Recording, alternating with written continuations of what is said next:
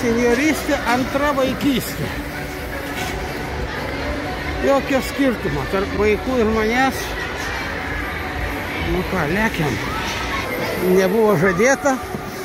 Niekas nesakė, kad bus vaikų, bet padavė nemažai čia jų.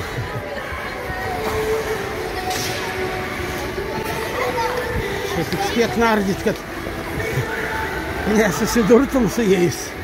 Laksta neprognozuojamai.